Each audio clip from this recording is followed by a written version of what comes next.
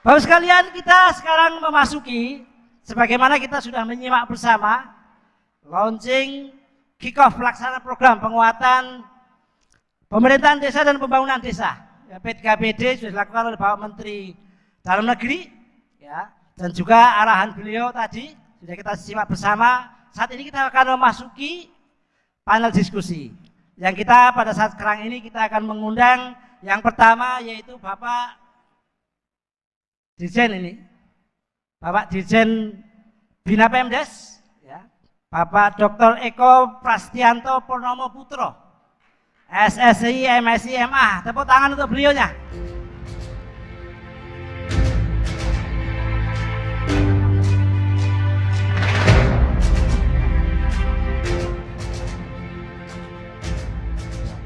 Selanjutnya kita juga akan mengundang pada kesempatan ini yaitu Bapak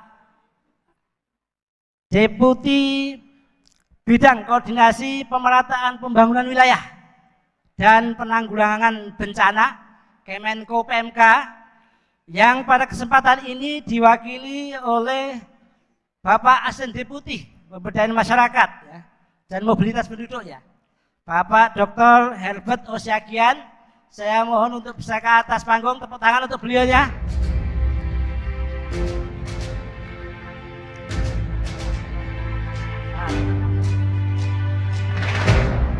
Kemudian untuk narasumber yang ketiga yaitu Bapak Deputi Bidang Pencegahan Komisi Pemberantasan Korupsi.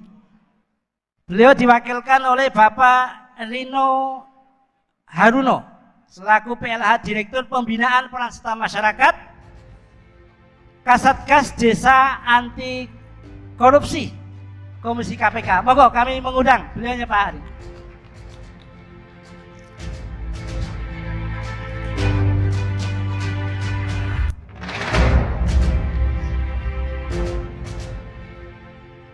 Ibu bapak sekalian yang saya hormati, waktu kita sangat pendek, ya, karena ini tadi acara sudah mundur beberapa menit. Untuk itu maka saya tidak akan berpanjang untuk mengantarkan ini. Yang jelas bagaimana kita semua berharap bisa mendengarkan kebijakan dan strategi untuk pelaksanaan P3PD. Karena sebagaimana disampaikan oleh Pak Menteri Dalam Negeri tadi, bahwa desa kuat apabila juga masyarakatnya juga kuat dari sisi pelaksanaan program dan sebagainya. Nah, oleh karena itu maka kami mengharapkan Pak Dirjen Bina Pemdes, ya, Pak Dr. Eko untuk bisa menyampaikan terlebih dahulu terkait dengan strategi kebijakan untuk pelaksanaan penguatan pemerintahan desa dalam rangka pelaksanaan P3PD. Untuk itu selanjutnya nanti akan dilanjut oleh Pak Asisten Deputi Pemerataan Pemberdayaan Pembangunan dan juga selanjutnya untuk Pak PLH Direktur Pembinaan Peran Serta Masyarakat. Karena waktu kita akan pendek, kami mohon nanti para narasumber bisa menyampaikan materi berkisar antara 10 sampai 15 menit saja. Kita akan memasuki masa makan siang juga saya kira butuh waktu. Nah, selanjutnya nanti kemudian kita berharap bisa diskusi. Tetapi apabila tidak ada diskusi, maka nanti di sesi berikutnya ada pelaksanaan sesi untuk diskusi teknis. Akan lebih bisa dimungkinkan untuk kita banyak diskusi. Untuk itu selanjutnya Pak Dirjen, Pak Eko untuk bisa menyampaikan terlebih dahulu materi yang terkait dengan penguatan pemerintahan desa. Terima kasih. Monggo Pak Eko. Terima kasih saudara saya nih Pak Puji Hartanto, luar biasa. Bapak dan Ibu semua tepuk tangan dulu untuk Pak Puji Hartanto nih. Jadi Bapak dan Ibu semua, untuk kebijakan P3PD dalam penguatan penyelenggaraan pemerintahan desa, Bapak dan Ibu, kita ketahui bahwa program ini memang sudah sejak tahun 2020 ya. Namun karena COVID dan sebagainya, baru efektif program ini bisa berjalan. Nah, kami meminta dukungan Bapak dan Ibu semua dalam rangka untuk menyukseskan pelaksanaan program P3PD ini ke depan. Yang pertama Bapak dan Ibu, seperti kita ketahui bahwa target kita sebenarnya tahun 2023 ini ada 250 kabupaten kota gitu ya. Nah, kemudian ada desa-desa yang menjadi target kita kurang lebih 33.000. 33.000 desa, kemudian kurang lebih nanti ada kurang lebih 131.000 pelatihan ya untuk peserta. Nah ini yang akan menjadi target kita. Dan kita mengerahkan kurang lebih ada 8.000 pelatih. 8.000 pelatih. Nah oleh karena itu Bapak dan Ibu, kalau tidak ada sinergi di antara kita semua, baik lembaga, ini kita berterima kasih sudah hadir dari KPK, kemudian Menko PMK, luar biasa ya teman-teman semua dari Bappenas, nah kemudian dari Keuangan, ini semua kita bersinergi bersama-sama dengan Kementerian Desa, Kementerian Dalam Negeri, untuk saling topang menopang bagaimana kegiatan ini bisa berjalan. Bapak dan Ibu, kebijakan yang diberikan dari program P3PD ini ada dua hal yang kita tekankan, yaitu yang pertama adalah bagaimana menguatkan kelembagaan, kapasitas kita semua di tingkat pemerintahan desa. Nah, oleh karena itu kita membagi untuk pemerintahan desa ini ada beberapa hal. Kita berbagi tugas Bapak dan Ibu sebenarnya karena ini saling berkaitan. Yang pertama, kita berbagi tugas ada 3 komponen sebenarnya dalam P3PD ini. Komponen pertama itu dari Kementerian Dalam Negeri, komponen kedua dari Kementerian Desa, PDDT, kemudian komponen ketiga itu adalah dari teman-teman Menko PMK dan Bappenas.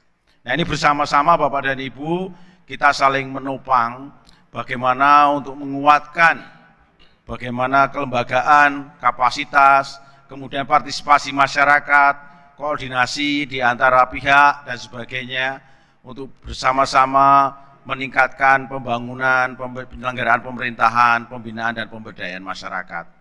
Hal ini penting sejalan dengan Undang-Undang 6 2014 tentang desa.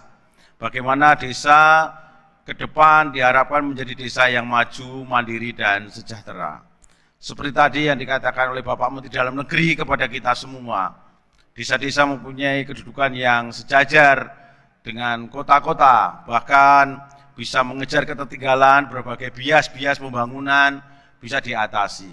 Hal ini terjadi Bapak dan Ibu kalau ada peningkatan kapasitas, ada peningkatan kelembagaan. Nah di desa Bapak dan Ibu semua, kita menyadari bahwa pemerintahan desa ini mempunyai peranan yang sangat penting. Karena pemerintahan desa lah yang memberdayakan masyarakatnya. Pemerintahan desanya lah adalah pemimpin yang langsung berhadapan dengan masyarakat. Oleh karena itu, dengan kegiatan ini kita berharap ada peningkatan kapasitas bagi pemerintahan desa. Dan kita bagi dalam berbagai aspek. Ada yang memang kepala desa yang masih baru, kepala desa yang masih ada yang PJ juga, maka kita berikan pelatihan aparatur desa atau pelatihan modul dasar. Nah ini ada 4 hal yang kita berikan di situ. Yang pertama menyangkut masalah perencanaan pembangunan desa, kemudian menyangkut masalah pengelolaan keuangan desa, produk hukum desa, dan manajemen pemerintahan desa. Dan 2 hal penting yang kita tekankan dalam setiap pelatihan, yaitu menyangkut masalah leadership dan entrepreneur. Mengapa hal ini penting Bapak dan Ibu? Kita punya harapan bagaimana desa ke depan mempunyai kemandirian. Derajat kemandiriannya semakin tinggi, yang ditunjukkan salah satunya dengan PADES. Nah, langkah ini Bapak dan Ibu perlu kita lihat bahwa karena penyebaran desa itu cukup banyak, 75.265, maka untuk program P3PD ini kita hanya 66.496 desa. Nah, desa-desa mana saja yang tidak kita libatkan? Desa-desa yang swasembada, tentu saja. Desa-desa yang termasuk desa kontrol dari Bappenas, tidak kita libatkan, ya Bapak dan Ibu semua. Kemudian desa-desa yang memang menjadi perhatian khusus afirmatif, ini belum terlibat. Nah, tapi saya kira 66.496 ini sudah mewakili sebagian besar desa-desa di Indonesia. Dan kurang lebih ada 5.826 kecamatan di sini. Ya. Nah, Bapak dan Ibu, dengan persebaran ini saya kira sudah cukup bagi kita semua untuk bergerak bersama. Nah, Pelatihan-pelatihan ini tentu saja akan ada hambatan, kendala, pasti itu. Salah satu yang menjadi pembatas kita, Bapak dan Ibu, adalah bahwa di bulan Oktober nanti sudah dimulai kampanye. Oleh karena itu, Bapak dan Ibu, pelatihan kita ditargetkan pertengahan Oktober ini tahap pertama sudah selesai. Dan dilanjutkan pada tahap yang kedua, yaitu di bulan Maret dan Juni 2024. Nah, ini kita semua berhitung waktu, betul berhitung waktu dari pusat, daerah, sampai ke tingkat desa. Karena kita dibatasi oleh situasi, kondisi, bahwa nanti ada rangkaian tahun politik, yaitu pemilu dan pilkada serentak. Bapak dan Ibu semua yang berbahagia, dari pelatihan-pelatihan ini kita berharap nanti yang pertama ada peningkatan untuk kepala desa baru dan PJ. Selain itu ada pelatihan-pelatihan yang sifatnya tematik. Tematik berarti ada unggulan-unggulan di situ yang menjadi tambahan-tambahan dalam pelatihan. Apa saja? Contohnya menyangkut masalah penegasan batas desa. Nah, untuk penegasan batas desa kita bersama-sama dengan teman-teman dari Topat Angkatan Darat, kemudian dengan BIK, BRIN, kita bahu-membahu bersama dengan balai-balai yang ada, baik itu Balai Jogja, Lampung, Malang, kita saling menopang kegiatan ini, pelatihan-pelatihan ini, dan bahkan kita melibatkan teman-teman dari Pemda dan BPSDM. Nah, kita berharap ada target kurang lebih 6.000 desa di Indonesia ini yang akan mendapatkan pelatihan batas desa. Upaya ini adalah upaya yang betul-betul kita harapkan ke depan menjadi legacy bagi kita.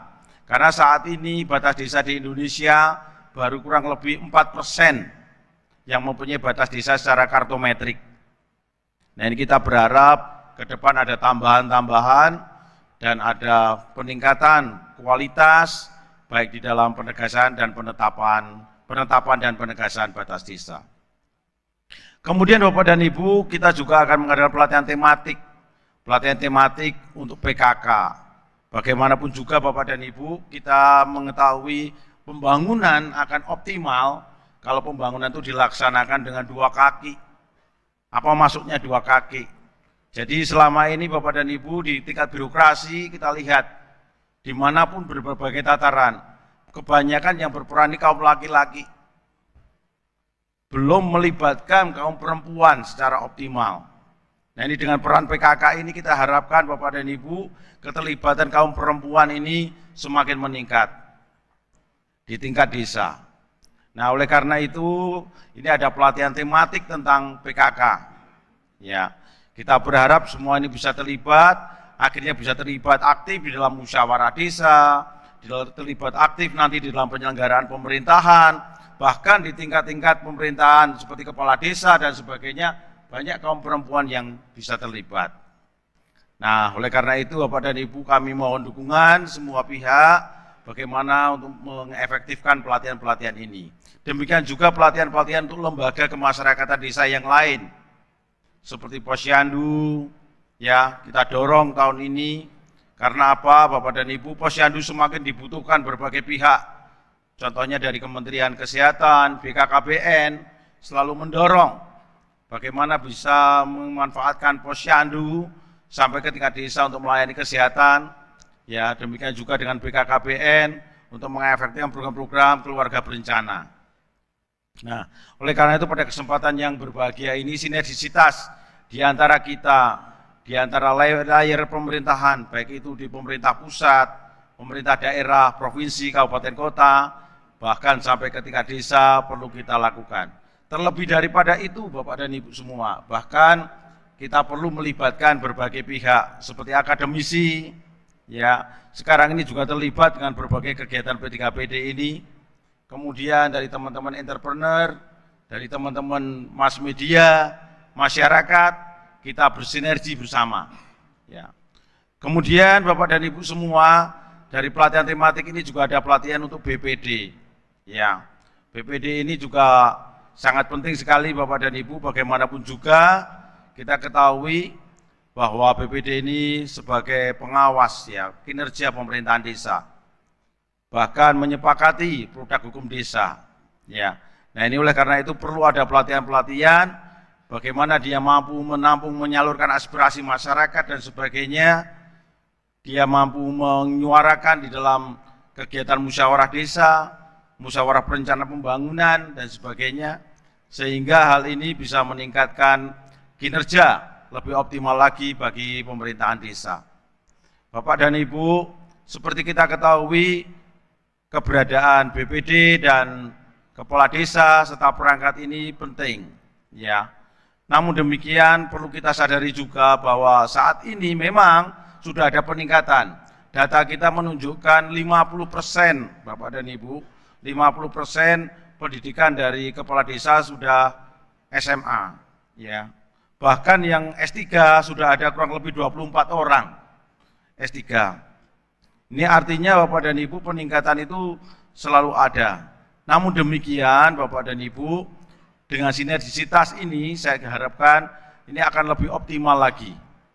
Lebih optimal lagi kinerja daripada penyelenggaraan pemerintahan desa.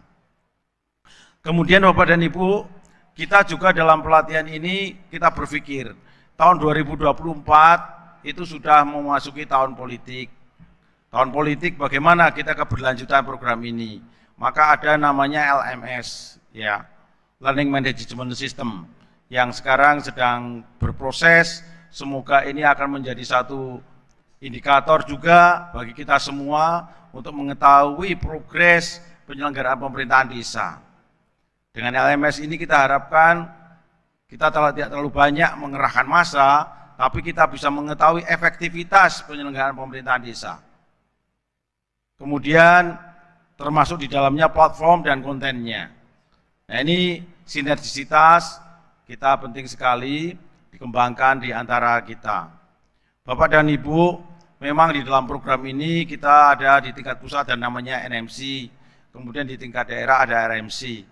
Kita bersama-sama bahu-membahu bagaimana mengoptimalkan peran-peran masing-masing peran ini. Nah ini ke depan yang menjadi harapan kita semua. Bapak dan Ibu, tahun 2023 saja saat ini, nanti ketika 33 provinsi ini ada pelatihan yang dilaksanakan secara serentak, maka Bapak dan Ibu, pelatihan ini akan mengerahkan kurang lebih 8.000 pelatih. 8.000 pelatih yang dikerahkan untuk mengatasi peserta kurang lebih 131.000 peserta. Artinya Bapak dan Ibu, ini bukan pekerjaan yang mudah, perlu kebersamaan di antara kita, perlu saling support di antara kita semua. Saling menginfokan apa saja yang perlu kita lakukan.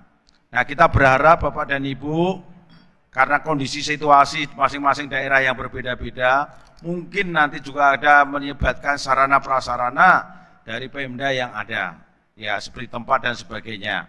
Karena tidak semua provinsi juga ada hotel yang lengkap, ya. Nah ini oleh karena itu Bapak dan Ibu, ini mohon pemahaman pengertiannya. Kemudian dengan sinergisitas ini kita berharap optimalisasi kegiatan kita. Bapak dan Ibu semua yang berbahagia, ini beberapa hal yang bisa saya sampaikan pada kesempatan ini. Sekali lagi, dengan dukungan Bapak dan Ibu semua, kehadiran Bapak dan Ibu semua, kita bisa mengoptimalkan pekerjaan kita. Kita bisa mendukung pekerjaan kita semua. Kemudian Bapak dan Ibu, dari pekerjaan ini kita berharap ke depan ada legacy di antara kita. Dan legacy yang pertama yang mungkin akan menjadi peninggalan nanti bagi program P3PD adalah satu, tadi saya sebutkan, pelatihan bagi kepala desa baru dan PJ. Kemudian yang kedua, ada legacy di tingkat pusat, LMS, dan modul-modul pelatihan. Terutama selama ini Bapak dan Ibu belum pernah ada modul penegasan batas desa yang disepakati oleh BIK, oleh teman-teman Topat, oleh teman-teman dari Kementerian Dalam Negeri. Ini ada satu modul sekarang yang bisa disepakati. Kemudian ada modul aparatur dasar untuk desa yang sifatnya modul dasar. Ini ada legacy kita. Kemudian Bapak dan Ibu, kita juga ada legacy ke depan, yaitu bagaimana kita ada pelatihan, modul-modul pelatihan yang sifatnya tematik. Nah, inilah yang perlu kita dukung bersama Bapak dan Ibu sebagai wujud dari efektivitas program P3PD ini. Nah, kemudian Bapak dan Ibu semua, untuk program ini tentu saja ada key performance indicator yang menjadi keberhasilan kita. Nah, inilah yang perlu menjadi pemahaman di antara kita semua, hal-hal yang penting dalam peningkatan kapasitas, peningkatan kelembagaan di tempat kita bertugas. Selama ini Bapak dan Ibu, mungkin Bapak Ibu mendengar berapa mengenai revisi Undang-Undang Desa dan sebagainya. Ini menjadi satu bagian yang penting yang tidak bisa kita elakkan dari tengah program ini sedang berjalan. Namun demikian Bapak dan Ibu, dengan secara simultan beberapa hal ini perlu kita hadapi bersama, bagaimana dengan tujuan untuk meningkatkan kemajuan desa di masa depan. Seperti kita ketahui Bapak dan Ibu, memang Undang-Undang 6 2014 ini sudah 9 tahun. Banyak hal, masukan-masukan di antara Bapak dan Ibu, termasuk nanti dalam pelatihan-pelatihan, adalah sebagai bahan masukan dalam revisi undang-undang ini. Nah, saya kira demikian Bapak dan Ibu yang bisa kami sampaikan pada kesempatan yang berbahagia ini, dan semoga apa yang kita lakukan ini bermanfaat bagi kepentingan bangsa dan negara yang kita cintai, Indonesia. Terima kasih. Terima kasih Pak Dirjen, Pak Eko. Bapak sekalian, saya kira ini sudah jelas ya, target, jumlah, lokasi, termasuk pelatih, modul-modul yang akan dibuat, bahkan nanti akan menjadi legasi ke depan. Nah, ini saya kira tolong Bapak sekalian, mohon juga nanti untuk menyimpan pertanyaan dulu jika akan ditanyakan lebih lanjut, baru kemudian kita akan lanjutkan dulu untuk narasumber berikutnya. Pak Asdep, ya, Pemberdayaan Masyarakat, Pak Dr. Herbert, silahkan Pak. Ini kita punya waktu 10 menit Pak. Terima kasih. Iya. Baik, makasih Pak Huji. Ini sahabat saya nih. Assalamualaikum warahmatullahi wabarakatuh. Yang terhormat Bapak Dirjen Bina Pemdes Kementerian Dalam Negeri, yang terhormat Bapak Rino dari KPK, Bapak Ibu sekalian, tenaga ahli dan para senior-senior kami yang ada di depan ini, dan juga para kepala daerah dan juga para pejabat di daerah yang berkesempatan hadir, dan para pihak lainnya terkait dengan program P3PD ini. Terima kasih Pak Dirjen sudah menyampaikan banyak hal, sebenarnya juga merepresentasikan keikutsertaan kami di Kemenko PMK dalam program P3PD ini, dan ya permohonan maaf dan salam hormat Pak dari Pak Deputi kami di Kementerian Koordinator Bidang Pembangunan Manusia dan Kebudayaan, karena mendelegasikan kepada kami Pak untuk mewakili, tapi beliau terus memonitor kegiatan kick-off ini dan juga kegiatan rapat koordinasi ini.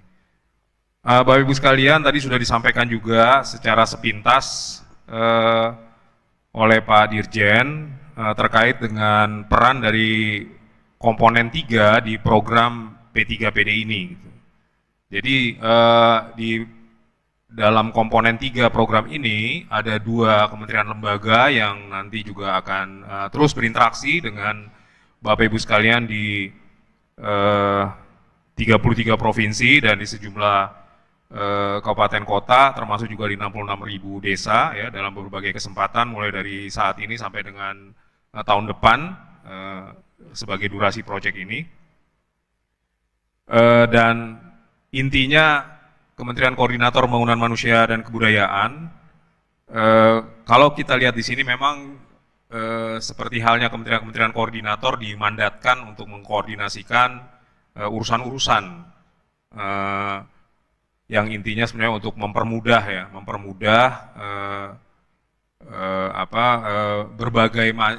sejumlah kementerian lembaga untuk nanti dapat juga dilaporkan kepada presiden maupun kepada wakil presiden dalam berbagai kegiatan yang ada kementerian-kementerian lembaga. Dan salah satu urusan yang dikoordinasikan oleh Kemenko PMK adalah urusan desa ini gitu. Kegiatan atau tugas pokok dan fungsi Kemenko itu ya koordinasi, sinkronisasi, dan juga pengendalian terhadap pelaksanaan program dan kegiatan, ya dalam hal ini tentunya dalam hal program P3PD ini. Kemudian juga Kemenko PMK juga dalam program P3PD ini juga nantinya mengawal isu-isu koordinasi atau isu-isu penting ya, koordinasi khususnya yang ada di dalam undang-undang desa yang perlu dikoordinasikan gitu, karena ya sebagian besar dari undang-undang desa itu memang sifatnya koordinatif Pak, jadi perlu bersinergi antara para pihak, baik Kementerian Dalam Negeri, Kementerian Desa, ya, kemudian juga kementerian-kementerian lainnya, termasuk juga secara hierarki pemerintahan baik di provinsi, kabupaten kota, ya, dan desa, termasuk juga kecamatan. Kemudian juga dukungan di dalam atau komponen-komponen di dalam program ini itu secara garis besar ada 3 komponen, 1, 2, dan 3, dan di dalam komponen itu juga ada mungkin disebut dengan sub-sub komponen gitu ya, seperti di Kementerian Dalam Negeri itu ada komponen 1, 2, dan 3 ya sepertinya. 1A, B, C, dan D sepertinya seperti itu. Kemudian di komponen 2 itu ada komponen 2A, B, C, 1, C2 kalau tidak salah. Nah, ini sebenarnya juga memerlukan juga kegiatan-kegiatan koordinasi, sinergi, dan pengendalian antar komponen dan sub-sub komponen. Jadi kami di komponen 3 bersama dengan Bappenas juga mengawal koordinasi lintas komponen maupun sub-sub komponen. Kemudian juga kami juga membungkus ya, kalau di dalam poin terakhir ini membungkus, nanti di akhirnya tadi Pak Dirjen sudah menyampaikan ada legacy. Kami juga dari sub-sub komponen yang melakukan kegiatan-kegiatan sampai dengan tahun 2024 nanti itu kami di komponen 3 akan mencoba membungkusnya dalam suatu konsep strategi berupa peta jalan Pak. Peta jalan yang memang ini juga merupakan nanti produknya itu merupakan peta jalan, tetapi itu menjadi suatu dokumen strategi koordinasi pelaksanaan dari undang-undang desa itu sendiri. Next mungkin. Ya, jadi ini perspektif koordinatif dan tata kelolanya. Jadi ada 2 pihak utama, pemerintah desa dan juga masyarakat desa. Jadi ya kalau kita gambarkan sebenarnya tidak ada pemisahan yang jelas gitu ya, karena 2 hal ini saling kait-mengkait, tetapi di desa itu kita bisa temui pihak yang melakukan aktivitas governance atau tata kelola yang sebenarnya bukan hanya dilakukan oleh pemerintah saja, pemerintah desa saja, tetapi masyarakat juga bisa melakukannya. Tetapi itu merupakan satu dimensi aktivitas yang besar di desa, yaitu aspek governance atau aspek tata kelola. Kemudian di desa kita lihat juga aspek lainnya, yaitu masyarakat atau partisipasi masyarakat. Jadi sebenarnya yang kita biasa sebut dengan empowerment atau pemberdayaan. Jadi di desa itu sebenarnya bersatu antara aktivitas governance dan juga empowerment gitu. Dan ini memang harus saling hand in hand, harus saling bahu-membahu. Kalau governance-nya saja yang nanti terlalu berlebih, ya tentunya empowerment-nya juga nanti akan menjadi kurang terlihat gitu. Sebenarnya sebaliknya juga kalau empowerment yang terlalu berlebih, ya nanti tata kelolanya, akuntabilitasnya dan sebagainya. Tapi itu kira-kira yang nanti yang kami juga akan mencoba terus mengendalikan 2 pihak ini supaya semuanya bisa maju sama-sama gitu, antara empowerment dan juga governance-nya. Itu tugas kami di Kemenko PMK dalam program ini. Lanjut mungkin. Ya, kemudian ya ini sedikit penyampaian juga mengenai komponen 3 itu sendiri. Sebenarnya ini juga sudah baru-baru ini juga kita sudah melakukan ini juga ya, yaitu steering committee. Jadi di dalam program ini ada yang disebut dengan steering committee. Jadi ini perlu kami sampaikan sebagai awal kita kick off ya pada hari ini. Steering committee itu sebenarnya chairnya itu di Bappenas ya, sebagai chair atau pengarah atau chair dari ketua dari pengarah, kemudian Kemenko PMK sebagai co-chairnya atau sebagai wakil tim pengarahnya, kemudian di dalamnya tentunya ada Kementerian Dalam Negeri dan Kementerian Desa sendiri sebagai anggota dari steering committee gitu. Jadi steering committee ini juga sangat penting dan sangat strategis yang dimotori oleh eselon-eselon satunya tentunya di 4 kementerian lembaga ini. Nah, adapun Kementerian Koordinator PMK ini itu berada di dalam komponen B, 3B ya, 3A dan 3C itu ada di Bappenas dan 3B itu ada di Kemenko PMK. Beberapa hal atau beberapa kegiatan yang pokok yang dilakukan yaitu perumusan kebijakan pembangunan dan anggaran desa, termasuk diskusi lintas sektor ya, program terkait desa, kemudian penguatan kebijakan dan strategi terkait pengembangan kapasitas aparatur kelembagaan, arah pengendalian dan pemantauan, sinkronisasi kebijakan dan perumusan, strategi dan kebijakan keberlanjutan P3PD. Lanjut mungkin ada. Ya, ini beberapa isu-isu strategis koordinasi, ada lebih kurang 18, sebenarnya kalau di klaster hanya 3 saja sebenarnya. Yaitu yang pertama itu sebenarnya terkait dengan sumber daya yang ada di desa, yang ini memang sangat-sangat lintas pihak Pak. Sangat-sangat lintas, dan ini juga nanti menjadi isu strategi koordinasi atau yang nanti akan kita bungkus Pak di dalam sebagai suatu output akhir dari komponen 3B ini gitu. Kemudian yang kedua partisipasi masyarakat tentunya, ini juga penting, dan yang ketiga dan yang paling penting ini juga ya terkait dengan pemerintah daerah dan juga pemerintah desa. Ini juga hal yang penting. Jadi sekali lagi aspek governance dan aspek empowerment termasuk juga sumber daya yang ada di desa, ini yang menjadi isu pokok atau isu strategis dari koordinasi yang dilakukan oleh komponen 3B, dalam hal ini Kemenko PMK. Ini kalau dijabarkan ya ada 18 poin, mulai dari kepemilikan dan pemanfaatan aset, tata ruang dan sumber daya alam desa. Tadi juga Pak Dirjen sudah menyampaikan terkait dengan batas desa misalnya. Dan juga yang terakhir terkait dengan kelengkapan peraturan pelaksanaan undang-undang desa, baik yang dikeluarkan oleh Kementerian Dalam Negeri, atau dikeluarkan oleh Kementerian Keuangan, oleh Kementerian Desa, atau mungkin dikeluarkan bersama-sama oleh pemerintah dalam bentuk peraturan pemerintah, dan juga mungkin di Kemendes ya Pak Fuji, juga dan juga di Kemendagri mungkin secara bersama-sama juga sedang melakukan review terhadap upaya untuk melakukan revisi mungkin ya terhadap undang-undang desa atau amandemen atau penguatan-penguatan lainnya terkait dengan undang-undang desa atau undang-undang 6 2014. Lanjut, terakhir mungkin. Nah, ini dukungan yang diperlukan dalam pelaksanaan koordinasi sebagai tugas kami di Kemenko PMK di tingkat pusat ini, dukungan koordinasi lintas PIU tentunya kami di komponen 3 Pak hanya juga bisa bekerja apabila masing-masing komponen 1 mendukung, komponen 2 juga mendukung. Ini event ini sangat-sangat baik sekali dalam mendukung baik komponen 2 maupun juga khususnya kami di komponen 3 sebagai suatu bentuk kick off dari program P3PD ini. Kemudian juga perlu adanya dukungan dalam pencapaian PDO-nya, ya ini mungkin di CPMU yang mengawal, di sini ada Sekretaris CPMU nih Pak Sekretaris nih Pak Direktur, Pak Herul, kemudian juga siapa?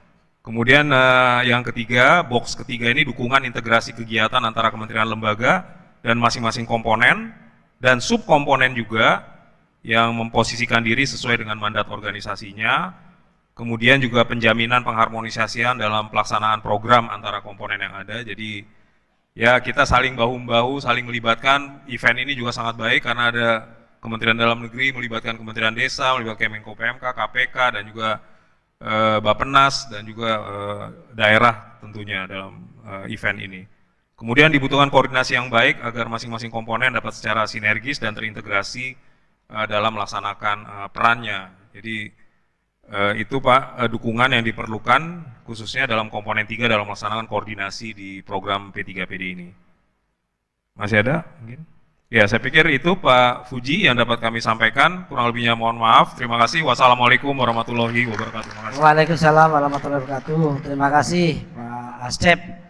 Ibu Bapak sekalian, jadi tekanan di sana memang mengkoordinasikan untuk pelaksanaan P3PD. Jadi P3PD komponen yang kementerian lembaga yang melaksanakan itu ada di Bappenas, ada di Menko PMK, kemudian dari Dalam Negeri dan Kementerian Desa PDDT. Nah, beliau posisinya akan mengkoordinasi, terutama tidak hanya sisi aspek untuk tata kelolanya saja, tapi di sini terkait dengan aspek bagaimana untuk substansi untuk tata kelola pemerintahan dan juga terkait dengan pemberdayaan itu sendiri supaya terjamin keseimbangannya agar program berhasil. Untuk selanjutnya, Ibu Bapak sekalian, narasumber kita yaitu dari KPK, ini bagaimana kemudian ketika mengawal program ini berjalan dengan baik dan juga mengantisipasi bagaimana tidak terjadi proses korupsi. Oleh karena itu maka kita sudah kehadiran Pak Hinu Harno ya untuk hadir pada kesempatan ini, PLH Pembinaan Peserta Masyarakat ya, untuk bisa berkenan untuk bisa menyampaikan kebijakan dan strategi untuk mendukung mengantisipasi bagaimana terjadi proses tidak terjadinya proses korupsi dalam rangka pelaksanaan P3PD. Saya kira demikian. Monggo silakan Pak. Terima kasih Pak. Assalamualaikum warahmatullahi wabarakatuh. Mohon izin Pak Moderator, Pak Dirjen, Pak Asdep. Terima kasih atas undangannya. Jadi mohon izin saya mewakili Pak Deputi, Pak Pahalan Denggolan dan Pak Deputi Dikmas, Pak Wawan Mardiana. Jadi kebetulan memang desa merupakan salah satu lokus kami Pak di beberapa tahun terakhir dimulai 2021 bagaimana terkait dengan pencegahan korupsi di tingkat desa. Jadi sedikit mohon izin saya menyampaikan apa yang sudah kami lakukan dan bagaimana program pencegahan korupsi di desa, di mana kami juga berkolaborasi dengan Kementerian Dalam Negeri. Biasanya kita kalau bimbingan teknis mengundang narasumber dari Ditjen Bina Pemerintahan Desa, dan kemudian untuk penilaian juga kita libatkan teman-teman dari Kemenkyu, Kemendes, dan Kemendagri juga. Jadi Bapak Ibu sekalian, mungkin bisa slide selanjutnya. Jadi Bapak Ibu sekalian, strategi pemberantasan korupsi yang dilakukan KPK itu ada 3. Yang pertama penindakan, mungkin Bapak Ibu sudah lebih tahu di mana kita penahanan, pentersangkaan itu terhadap kasus korupsi. Kemudian yang kedua adalah pencegahan terkait dengan pembenaran sistem, perbaikan sistem.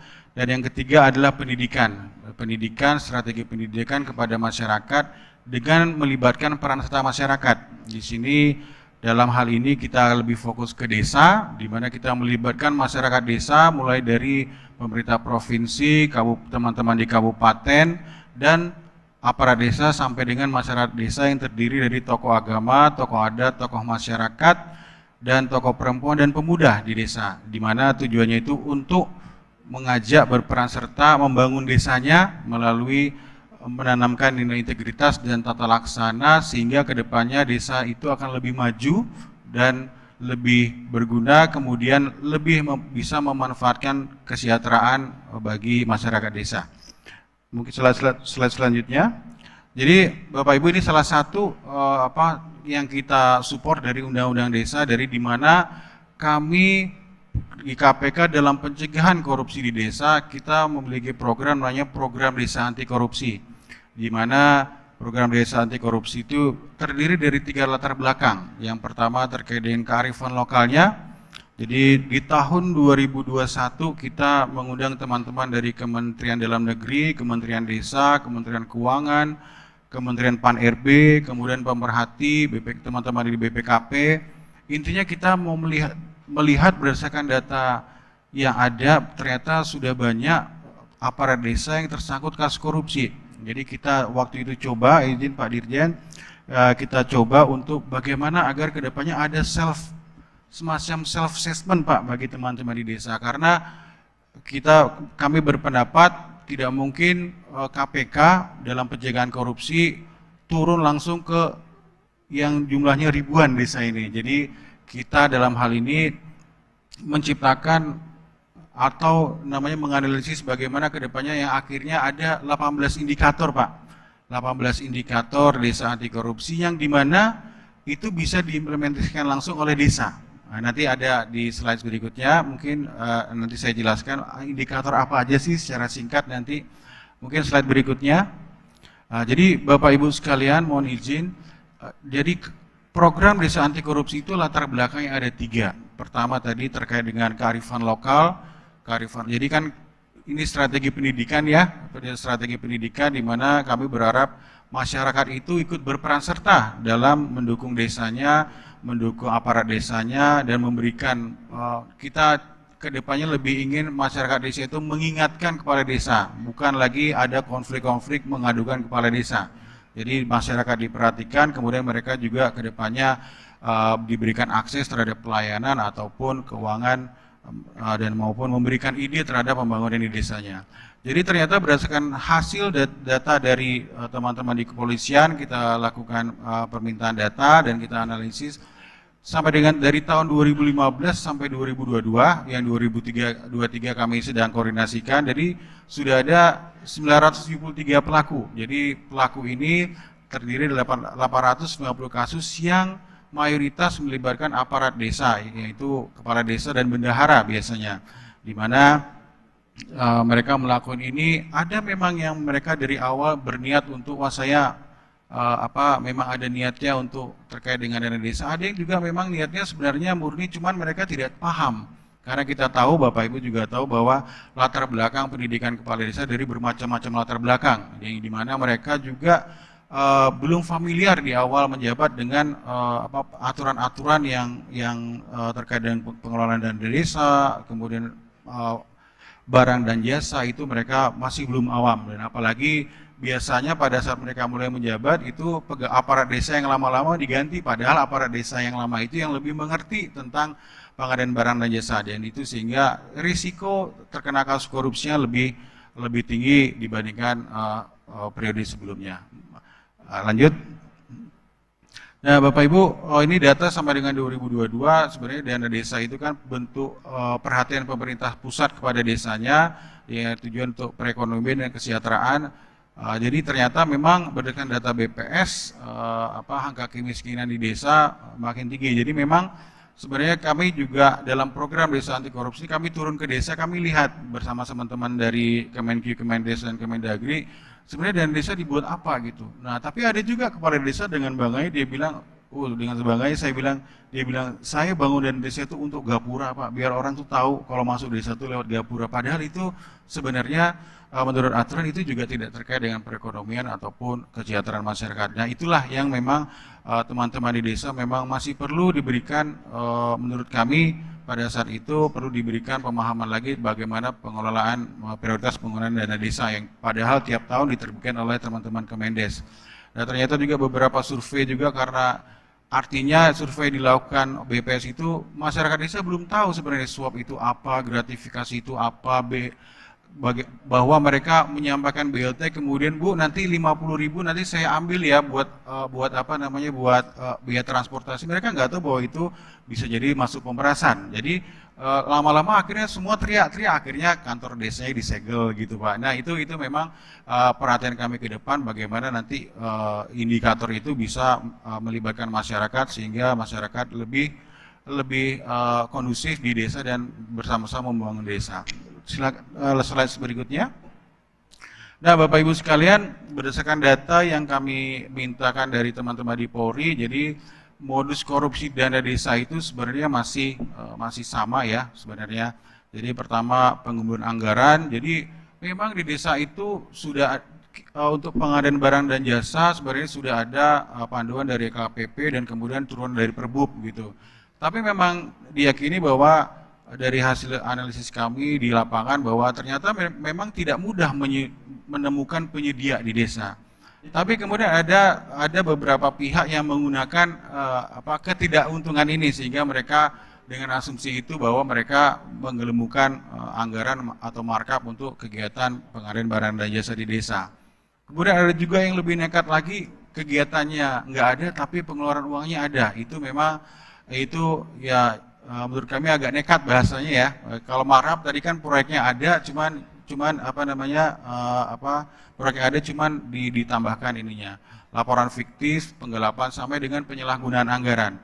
Nah, untuk penyalahgunaan anggaran ini lebih kepada, jadi sebenarnya masyarakat desa itu kan mereka membahas anggaran desa di RKP desa. Jadi kadang-kadang di RKP des nggak ada, notulensinya nggak ada, tiba-tiba muncul di APBDes. Nah, itu kadang-kadang temuan kami di situ. Kemudian juga banyak juga pada saat penyusunan LPJDes, mereka di aparat desa kan ya memang penyusunan laporan pertanggungjawaban desa itu kan memang tugasnya. Tapi ada juga mengklaim honor untuk aparat desa terkait dengan penyusunan LPJDes gitu. Nah, itu diambil dari dana desanya gitu. Nah, itu memang menjadi concern kami. Oleh karena itulah kami tiap tahun dari 2021 kita susun indikator. Kemarin kita sudah lakukan namanya evaluasi bersama-sama teman-teman Kementerian Dalam Negeri, Kemenku dan Kemendes. Kita lakukan namanya update lagi terkait dengan indikatornya. Mungkin bisa lanjut slide berikutnya. Nah, ini jadi kami program desa itu sebagaimana kami sampaikan, KPK mungkin kesulitan dari anggaran dan SDM kalau menjangkau seluruh desa di Indonesia. Jadi kami implementasinya di tahun 2021 satu desa percontohan. Jadi kami targetnya sampai 2023 ini adalah masing-masing provinsi punya satu desa percontohan yang bisa mengimplementasikan atau sebagai pusat pembelajaran terkait dengan indikator tadi.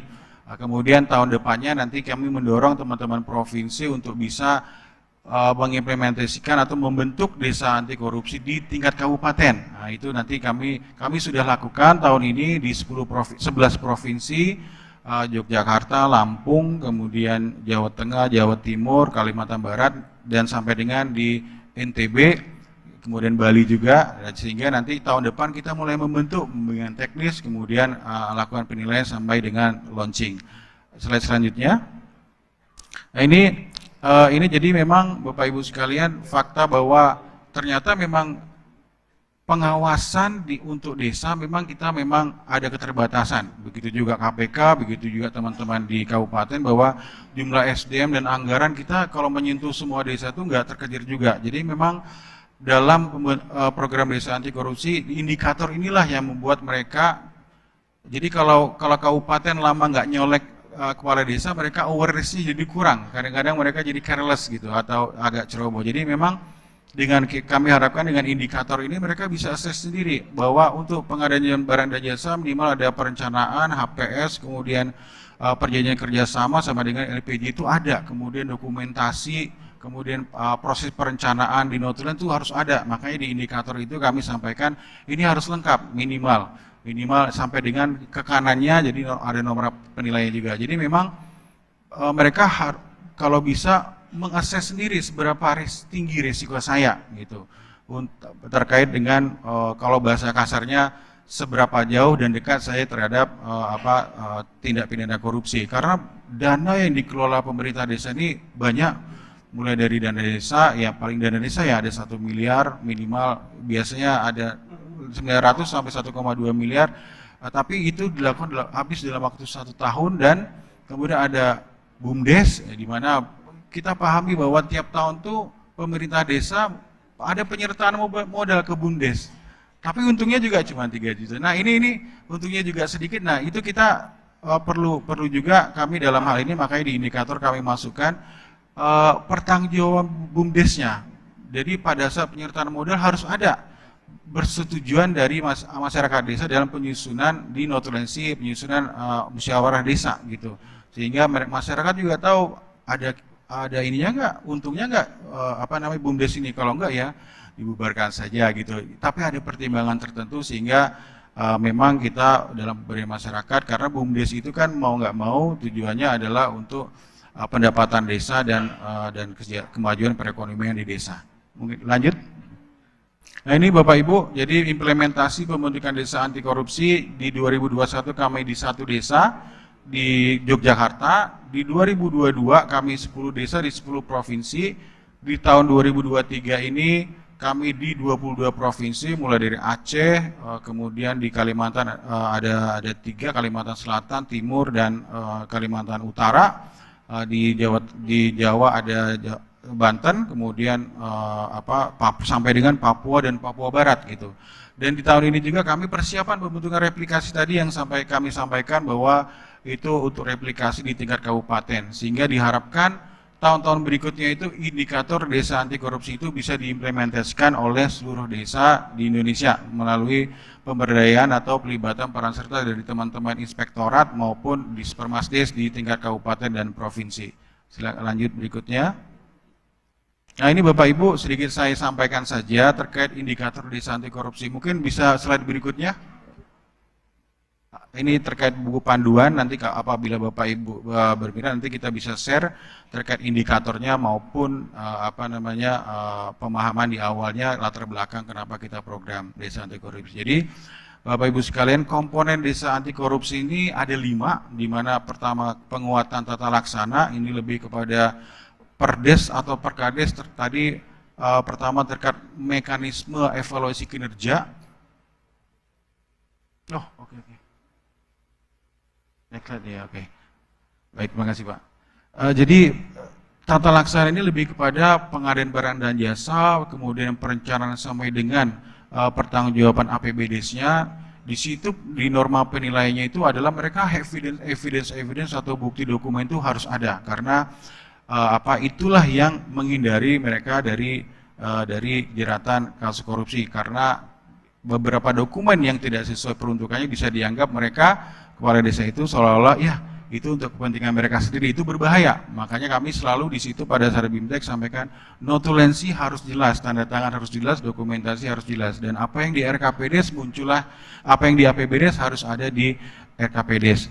Kemudian juga evaluasi kinerja, banyak sekali informasi dari teman-teman di desa ataupun kabupaten bahwa ternyata banyak sekali ya di desa tidak banyak pihak yang mempunyai kompetensi, contohnya di bidang keuangan. Jadi mereka mengangkat mungkin saudaranya ataupun jadi intinya disiplin di desa perlu diperbaiki dan kinerja aparat desa juga perlu, sehingga kami di sini meminta kepala desa untuk melakukan evaluasi kinerja ke depannya. Dan kemudian setelah itu ada terkait dengan pengadaan barang dan jasa, itu perjanjian kerjasama wajib hukumnya agar untuk terhindar dari kasus di pengadaan barang dan jasa. Kemudian pengawasan, kemudian kualitas pelayanan publik, saluran aduan kami untuk desa-desa yang sudah terdigitalisasi yang punya website itu kami sarankan untuk pengaduan keluhan bagaimana pengaduan itu diterima, ditindaklanjuti dan dilaporkan kembali kepada masyarakat. Kemudian partisipasi masyarakat itu terkait dengan pembangunan swadaya. Nah, Bapak Ibu sekalian, di 81 desa yang kami observasi baik Jawa Tengah maupun di provinsi lainnya, ternyata banyak juga pengadaan barang dan jasa yang harusnya itu dilakukan lelang untuk penyedia, tapi dibuat seolah-olah itu swadaya dengan asumsi ya kalau swadaya kan yang melakukan adalah masyarakat desa, tapi dia seolah-olah dibikin tuh masyarakat desa, padahal begitu teman-teman kabupaten ke lapangan ini nggak tahu tuh tukangnya siapa, ini ternyata dari desa sebelah. Kalau dari sisi sebelah berarti kan tidak boleh swadaya, berarti harus mau nggak mau itu lelang. Nah itu banyak sekali yang terjadi di desa mengenai bagaimana mereka untuk menghindari lelang sehingga mereka melakukan seolah-olah swadaya masyarakat. Nah itu kemudian ada survei, kami minta mereka lakukan survei kepuasan. Jadi tujuannya adalah jangan sampai desa arahnya ke sini tapi harapan masyarakat ke sini ya, itu sehingga dengan adanya survei inline antara harapan masyarakat dengan apa yang dilakukan desa. Kemudian survei perilaku yang dilakukan setiap tahunnya atau 6 bulan sekali terkait dengan bagaimana perilaku aparat desa terhadap pelayanan kepada masyarakat. Nanti masyarakat tuh diberikan waktu, diminta pendapatnya di survei. Nah itu menjadi bahan pembelajaran ataupun bahan perbaikan bagi desa ke depannya. Baru setelah itu terakhir kearifan lokal. Kearifan lokal itu lebih kepada, karena kami percaya berdasarkan hukum positif bahwa kita tidak dalam orang agar tidak melakukan korupsi perlu diingatkan terus. Nah di sini kami minta kepada tokoh adat, tokoh masyarakat, tokoh agama yang melakukan namanya nilai-nilai kejujuran itu kan pasti ada di budaya lokal ataupun tokoh. Nah kami minta mereka lebih berperan aktif untuk mengingatkan aparat desa dalam kegiatan-kegiatan kemasyarakatan, budaya lokal ataupun hukum adat. Nah, ini mungkin sedikit aja, jadi oke. Nah, ini indikator, jadi dari 5 komponen itu ada 18 subindikator. Nanti kalau saya jelaskan mungkin tidak bisa karena waktu nggak cukup, Pak Fuji, ya izin ya. Jadi ini dari tata laksana, pengawasan, pelayanan publik, partisipasi masyarakat dan kearifan lokal, inilah yang kami sampaikan kepada masyarakat desa agar bisa diimplementasikan sebagai self assessment tadi, bahwa mereka minimal dengan melakukan ini mereka diingatkan oleh masyarakatnya dari tokoh-tokohnya, dan masyarakat juga melindungi. Salah satunya di desa Sukojati, Bapak Ibu mungkin lebih paham ya, bahwa ternyata di desa itu banyak sekali ormas-ormas yang memanfaatkan situasi keuangan desa. Jadi setelah mereka mengimplementasikan indikator ini, melibatkan masyarakat, aparat desanya dan tokoh-tokoh di desanya lebih guyup gitu. Setelah itu begitu mereka tahu ada ormas, itu ormas diusir, Pak, gitu. Jadi ormas-ormas yang sengaja memanfaatkan situasi keuangan desa itu, mereka mulai berani menolak aparat desanya karena mereka tahu di belakang mereka adalah tokoh-tokoh agama dan masyarakat. Nah, itulah ada 4 dari implementasi indikator kelima, yaitu kearifan lokal. Mungkin mati ya baterainya ya. Macet ya? Iya. Ya Pak, ini terakhir, slide saya terakhir. Jadi slide berikutnya sebenarnya ada ini. Jadi izin Bapak Ibu, ini terakhir sebagai contoh saja terkait tata laksana. Jadi kami minta aparat desa untuk menyiapkan dokumen atau evidence yang harus dipenuhi, mulai dari RPJMDes-nya sampai dengan pertanggungjawaban BUMDes-nya. Nah, nanti di level sebelah kanan itu ada penilaiannya. Penilaian yang akan dilakukan berapa sih sebenarnya dari bobot 5 ini, apakah kalau paling tinggi dialah 1 kali 5, dia di mana minimal terdapat anggota BPD yang memahami. Jadi bukan hanya dibuat, tapi aparat desanya dan perangkatnya paham bagaimana mekanismenya perencanaan dan pertanggungjawaban. Tapi yang paling penting adalah di level 5 itu terdapat kesesuaian antara APBDes dengan Permendes terkait prioritas penggunaan dana desa. Jadi kalau mereka tidak sesuai berarti tidak bisa mendapatkan skor yang maksimal.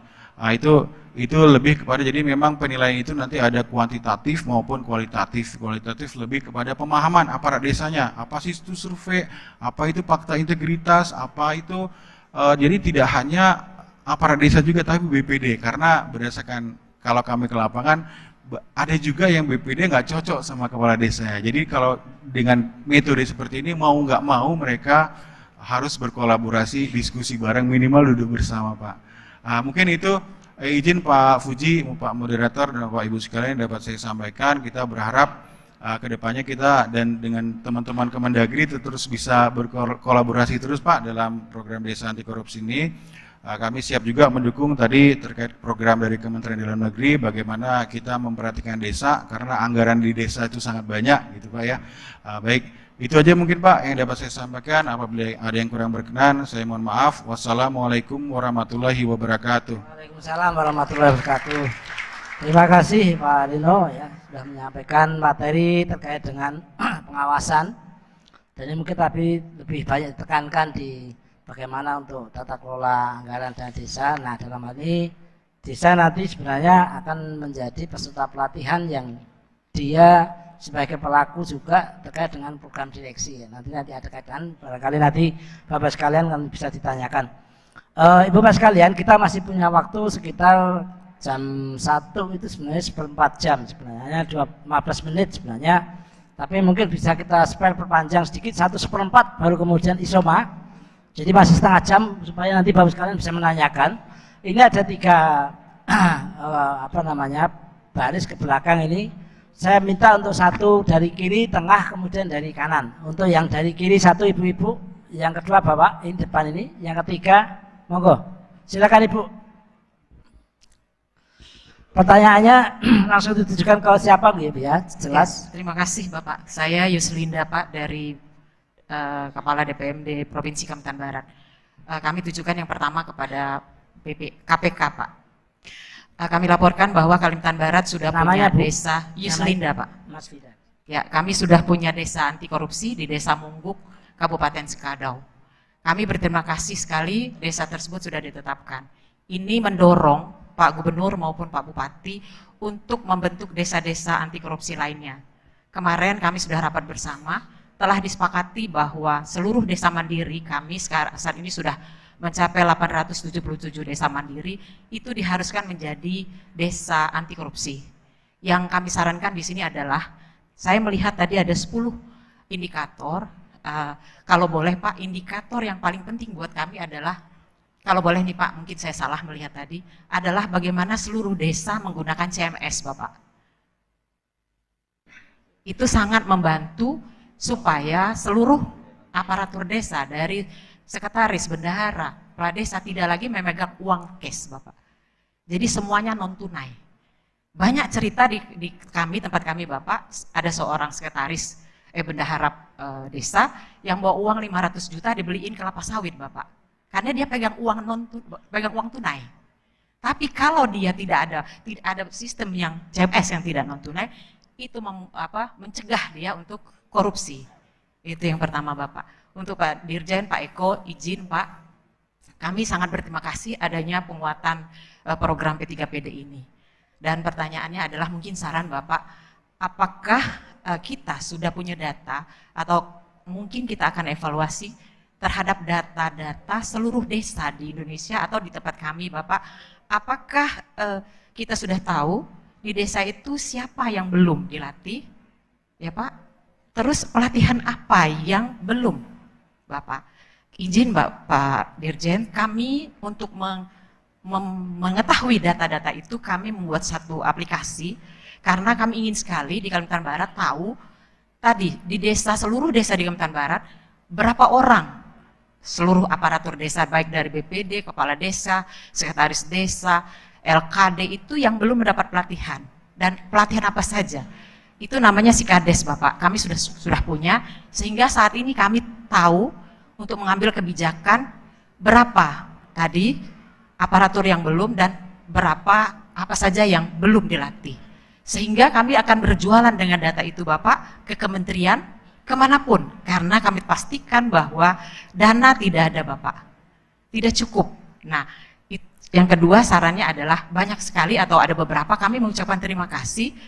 Ada seperti NGO untuk melakukan pelatihan. Nah, dari data-data itu kami berharap mungkin dibantu oleh kementerian Bapak untuk dibuat satu data seperti itu yang satu data. Sehingga seluruh NGO tadi dapat mengetahui dia akan melatih siapa, apa yang harus dilatih, jadi tidak sembarangan begitu Bapak. Nah, yang ketiga Bapak, izin terkait dengan pengalokasian kebijakan pengalokasian dana seperti yang diatur di PMK maupun di Permendete setiap tahun tentang prioritas penggunaan dana. Kita tahu bahwa ada penggunaan prioritas penggunaan dana sampai dengan tahun 2023 ini adalah 40, 20, 8, dan 3. Alhamdulillah dapat 3 ya Pak. Nah, itu mungkin boleh ditambah Bapak atau ditinjau ulang terhadap kebijakan itu terkait dengan isu nasional adalah stunting. Stunting kita ditetapkan 2024 adalah sebesar 14%. Bagi kami di daerah Bapak yang stuntingnya masih 30, 29, sekian, itu tidak memungkinkan 2024 bisa mencapai target itu Bapak. Nah, kami mohon mungkin kebijakan seperti 40, 20, 8, dan 3 itu juga boleh dialokasikan juga untuk stunting. Artinya stunting diisukan di Permen atau di PMK itu untuk dialokasikan juga untuk penanganan stunting. Saya sangat berterima kasih tadi Pak Dirjen menyebut posyandu Bapak. Terkait dengan posyandu, pelayanan yang paling ujung adalah di posyandu Bapak. Ya, kita melihat di data di lapangan bahwa masih ada timbangan-timbangan bayi menggunakan dacing Bapak. Timbangannya pakai besi itu Bapak. Nah, harusnya sudah tidak ada lagi untuk apa? Untuk sarana dan prasarana tadi Bapak. Persingkat ya. Kemudian juga terkait dengan insentif di posyandu. Kita tahu kader-kader posyandu Bapak itu berbagai macam sesuai dengan perbubnya. Nah, ini sangat miris Bapak. Kalau Bapak pergi ke tempat kami ada yang baru 5 bulan dikasih uang, karena tadi uangnya tadi tidak diatur di dana stunting tadi. Terima kasih Bapak. Oke, Assalamualaikum makasih. warahmatullahi Terima kasih Bu. wabarakatuh. Ya. Selanjutnya Bapak yang tengah, silakan. Mike tolong panitia. Pertanyaannya singkat Pak ya, padat singkat. Terima kasih. Langsung saja, saya Sofian Nur dari Dinas Pemberdayaan Masyarakat Desa Kabupaten Tulungagung Barat, Provinsi Lampung. Terkait dengan program penguatan pemerintahan dan pembangunan desa ini, sebetulnya ada problem yang sekarang ada mungkin di seluruh desa, yakni bagaimana memperkuat pengawasan, Pak. Nah, pengawasan salah satunya dalam program penguatan ini tentu bagaimana memperkuat pengawasan dari Badan Perwakilan Desa atau BPD. Karena selama ini terkesan dari seluruh regulasi yang ada, ini peran daripada BPD ini dikesampingkan. Jadi BPD yang seharusnya sebagai penyeimbang daripada pemerintahan desa ini menjadi lemah. Lemah dari sisi regulasi dan lemah juga dari sisi dukungan pembiayaan. Nah, bagaimana kita mengharapkan pengawasan yang dilakukan oleh BPD ini menjadi kuat, tetapi secara kelembagaan sesungguhnya BPD ini lemah. Lemah kenapa? Karena BPD hanya mendapatkan insentif dan mengandalkan operasional dari pemerintahan desa, yang operasionalnya itu masuk dalam komponen 30% dari anggaran pendapatan dan belanja desa. Nah, sehingga untuk melakukan tugas-tugas pengawasan BPD ini menjadi lemah. Nah, khusus juga kami sampaikan kepada narasumber dari KPK, ini bagaimana juga memperkuat pengawasan oleh pemerintah daerah, dalam hal ini pengawasan yang dilakukan oleh inspektorat. Karena dari proses perencanaan ini itu sudah dimulai sebetulnya. Penyusunan anggaran oleh pemerintahan desa itu kan harus melalui review inspektorat. Kalau ini direview dari awal, artinya perencanaan ini akan matang, tidak terjadi penyimpangan di awal. Setelah itu, setelah pencairan dana desa tahap 1, kalau inspektorat intens melakukan pengawasan, artinya pemeriksaan, ini juga dapat mengantisipasi. Pertanyaan saja Pak. Ya. Pertanyaan saya apa? Pertanyaan saya adalah terkait dengan program penguatan pemerintahan desa ini, Pak. Artinya mohon untuk dapat lebih memperkuat peran BPD dalam melakukan pengawasan dalam pemerintahan desa. Terima kasih. Terima kasih Pak. Selanjutnya yang ketiga, silahkan. Depan dulu, ini kita yang depan aja. Silahkan, ini depan. Panitia ada yang bisa menyampaikan mic?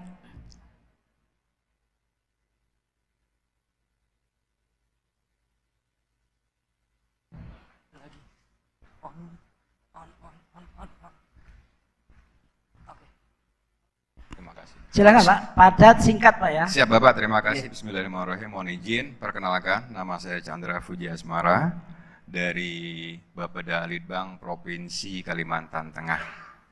Mohon izin yang pertama langsung kepada Bapak Dirjen, ini terkait dengan program penguatan pemerintah dan pembangunan P3PD.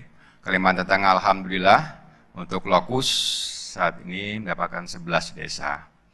Namun pada yang kami terimakan bahwa di lokus di CPU-nya berdasarkan nomor 900 itu hanya tertera di PPA-nya itu ada 9 Pak. Jadi mohon penjelasan, dan apakah kami di 13 kabupaten kota di 2 desanya kami nanti di tahun 2024 ini bisa diinkludkan untuk menjadi kelengkapan kabupaten ya, yang desanya bisa terakomodir itu. Kemudian yang berikutnya bahwa pada kesempatan yang baik ini sudah barang tentu tadi dari teman-teman Pemdes secara regulasinya adalah sebagai pelaksana yang langsung terjun ke lapangan. Nah, kami melihat bahwa semoga pada momen yang besar ini di Rakornas ini juga dari Bappenas akan duduk berhadir untuk sebagai jurumudi kita, ya. Karena dasar kita juga di daerah adalah terkadang bahwa pelibatan secara besar di Bapeda Litbang, Bapeda maupun yang menangani perencanaan ini terkadang memang masih belum secara sepenuhnya dilibatkan. Oleh karena itu juga cerminan yang saat ini harapannya bahwa Bappenas juga memberikan ruang besar untuk bagaimana kita berkolaborasi dalam mensukseskan program P3PD ini. Mungkin itu Pak yang bisa kami sampaikan, dan sekian, terima kasih. Wallahi muwaffiq wal muwaffiq. Assalamualaikum warahmatullahi wabarakatuh. Waalaikumsalam warahmatullahi wabarakatuh. Terima kasih. Jadi di beberapa pertanyaan tadi sebenarnya nggak banyak juga, dan ini saran masukan. Yang pertama tadi, kalau pertanyaan disampaikan saran masukan tadi, masukan ke KPK, kemudian dari Lampung juga terkait dengan bagaimana untuk peran sertanya BPD di masyarakat, termasuk Pemda dalam rangka untuk pengawasan. Dan di sini terkait dengan ketersediaan data ini Pak Dirjen, terkait data di Sumber Dana, data pelatihan yang barangkali bisa menjadi input juga untuk menentukan jumlah peserta ini Pak Dirjen. Kemudian yang berikutnya adalah terkait dengan perbedaan data, barangkali ini tadi ada 11 desa, kemudian ada tertulis 9, sementara ada 13. Bagaimana perlu untuk penyesuaian? Saya kira ada pertanyaan, silakan Pak Lino duluan, monggo Pak Lino. Terima kasih Pak atas kesempatannya.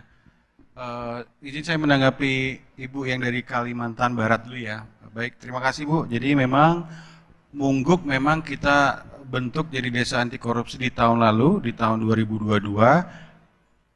Di tahun ini kami sudah berkoordinasi dengan Pak Gubernur, di mana Pak Gubernur sudah menugaskan 2 inspektorat, 2 Dispermasdes, dan 2 dan teman-teman dari Diskominfo yang sudah hadir pada saat BIMTEK di bulan Mei lalu.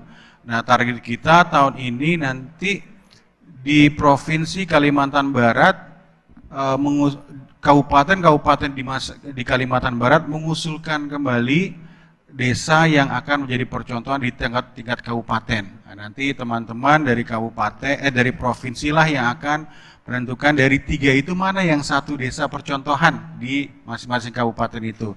Nanti boleh di luar Desa Mukuk juga nggak apa-apa. Tapi kan di Kalimantan Barat sudah ada Desa Mukuk untuk sebagai tempat pembelajaran. Kemudian terkait dengan CMS tadi Bu ya.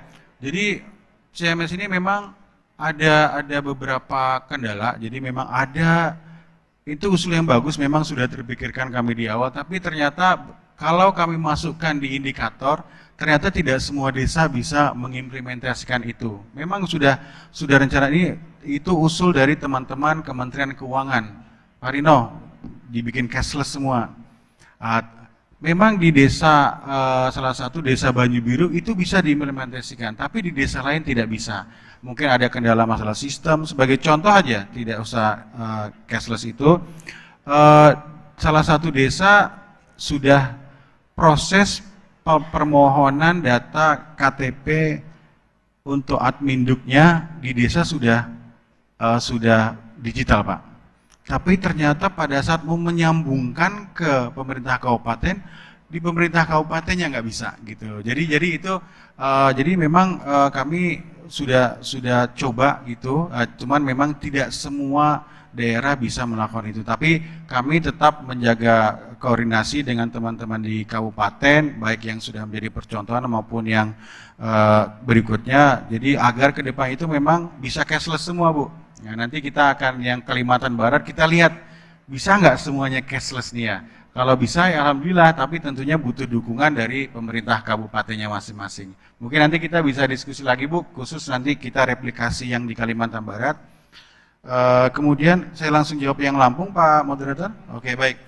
Terkait dengan peningkatan peran BPD Pak, jadi memang kami pahami adalah memang BPD lah yang melakukan penilaian kinerja kepala desa dan melaporkan kepada bupatinya kalau nggak saya salah ya gitu ya.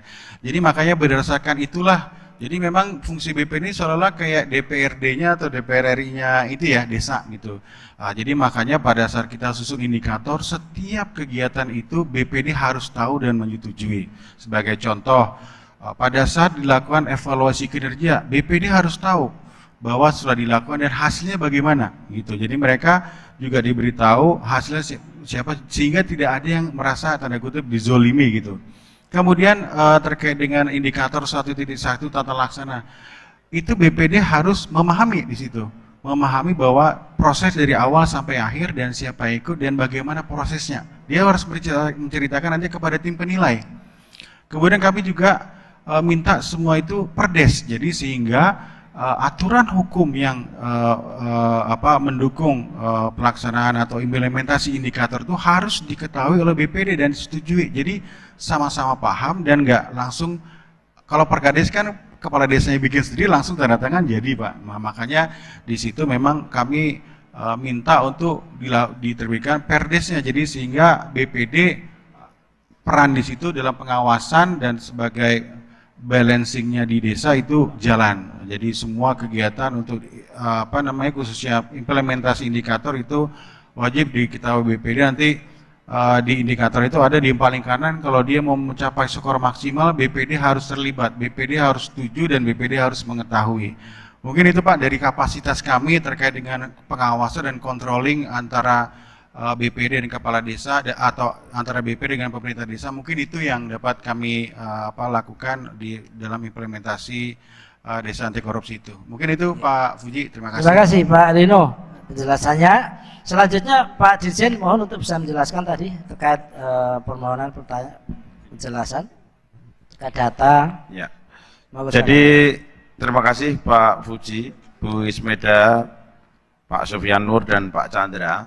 Yang pertama untuk data Kementerian Dalam Negeri ini mengembangkan data profil desa dan kelurahan. Nah, ini kami mohon data ini karena online sifatnya perlu input ya, up to date data ini. Kalau tidak di up to date ya tidak bisa. Saat ini baru 70% Pak yang menginput. Ini yang menjadi persoalan kita semua. Kemudian kita mengembangkan di dalam Permendagri 81 2015 tentang evaluasi penyelenggaraan pemerintahan desa. Nah, ini juga demikian Bapak dan Ibu, untuk mengetahui tingkat perkembangan, ini mohon data-datanya juga diperbarui ya, sehingga kita mengetahui tingkat perkembangan desa-desa di Indonesia ini. Kemudian Bapak dan Ibu, untuk yang menyangkut masalah CMS, ini saya tambahkan juga, kita bekerja sama penjajakan dengan BPD dan BRI. Ke depan ini akan kita kembangkan CMS ya. Jadi ini upaya-upaya kita bagaimana untuk menuju transparansi ya dan akuntabilitas. Kemudian Bapak dan Ibu semua, untuk menyangkut masalah BPD dari sisi regulasi Pak sebenarnya sudah lengkap Pak ya. Sudah lengkap. Saat ini ada Permendagri 110 2016 ya untuk BPD. Kemudian BPD mempunyai 3 peran. Ya, 3 peran menyangkut masalah bagaimana menyepakati regulasi atau produk hukum desa, bagaimana dia menampung menyalurkan aspirasi, kemudian bagaimana dia bisa mengevaluasi kinerja. Memang kalau kita membaca PP 43 2014 khususnya pasal 100, sekarang ini ada keperpihakan telah dirubah dengan PP 11 2019 Pak. Kalau dulu operasional 30% itu digunakan BPD, kemudian untuk pemerintah desa dan RT RW, sekarang RT RW-nya sudah dipindahkan. Jadi di situ hanya digunakan 30% itu untuk pemerintah desa dan BPD. Artinya sekarang bagaimana meningkatkan 30% itu? 30%-nya 100 dengan 30%-nya 1000 kan beda. Nah, bagaimana kita meningkatkan peningkatan ini melalui pendapatan asli misalkan saja, PADES. Nah, ini yang penting. Kalau BPD-nya mau meningkat, ya kinerjanya kemudian dari pendapatan aslinya juga harus meningkat dari desa itu. Nah, bayangkan saja Bapak dan Ibu kalau BPD jumlahnya semua maksimal 9 orang, kali berapa? Kepala desanya 1, sekdesnya 1, terus kemudian perangkatnya 10 orang. Jangan aja. Nah ini Bapak dan Ibu dengan staf ya ini ya, perangkat dengan staf ya, 10 orang. Nah ini akan menyedot operasional yang besar sekali. Oleh karena itu perlu 30% itu diperhatikan jumlahnya. Ya, jumlahnya. Terus kemudian Bapak dan Ibu, nah ini untuk meningkatkan kapasitas BPD, maka di dalam pelatihan P3PD ini juga ada pelatihan tematik khusus untuk BPD, walaupun dalam modul dasar itu diikuti oleh kepala desa, kemudian oleh BPD, PKK, kemudian oleh teman-teman lembaga kemasyarakatan yang lain, ya perangkat desa juga. Namun juga ada tambahan, yaitu pelatihan tematik untuk BPD yang kurang lebih akan diikuti di 7.000 desa. Nah ini Bapak dan Ibu, ini upaya-upaya kita untuk meningkatkan peran BPD. Kemudian dari Pak Chandra tadi, nah untuk lokus Pak, saya kira perlu nanti dicek kembali ya. Kalau dari 11 desa kok hanya ada 9 desa yang ikut dalam program ini. Memang program ini terbatas Pak. Tadi dikatakan dari 75.265 desa di Indonesia, hanya 66.496.